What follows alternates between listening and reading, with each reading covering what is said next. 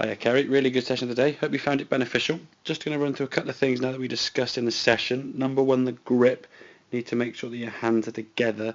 We don't have a gap between your left and right hand, and you'll see later on in this video where we get the top of the backswing has a gap now between your left and right hand, somewhere in about there. And because of that's going to cause a bit of an issue there in terms of controlling the golf club. So once that grip position was in the correct spot, hands together on the club, we're trying to avoid this sort of collapse. And you were said before that someone said, oh, don't bend your left arm.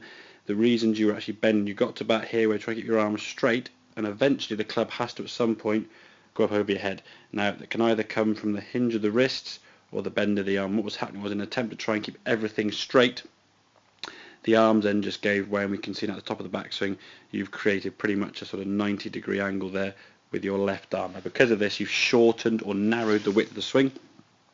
That's going to obviously lose some power. Secondly, as well, to try and get back to the golf ball, then you've got to try and extend that arm. We can see the arm now not getting back to the golf ball in a straight position, so therefore to make contact your head now has got to drop in this position. Now, obviously the changing of arm length and head position is going to be a recipe for inconsistency. Sometimes you'll time it really well, hit a good shot. Other times obviously it's not going to be the same. So what we're trying to do, get that better grip position as we said, and keep the width now in the swing by hinging. You see you start hinging the wrist now, keeping that width in the swing. You can see at the top of the backswing the club now is above your head. If we compare that to where you were in the other swing, and as we said, in terms of the grip, you can see both hands now together.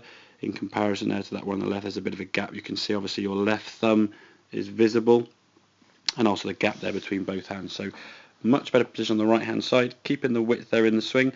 Just be careful, and this is just one thing to be aware of, in an attempt to try and get the width, your head doesn't move this way and that way. You can see in this swing now there's a little bit of lateral movement and vertical movement.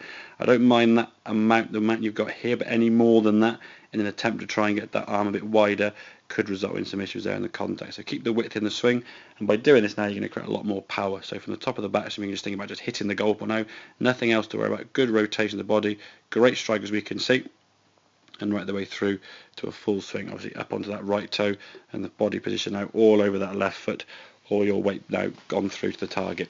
And as we said, we saw from sort of 60 yards at the start of the lesson, sort of 62 are your max after the first half dozen shots, getting up towards sort of 89, 90 yards there by session end. So we can keep that progression going.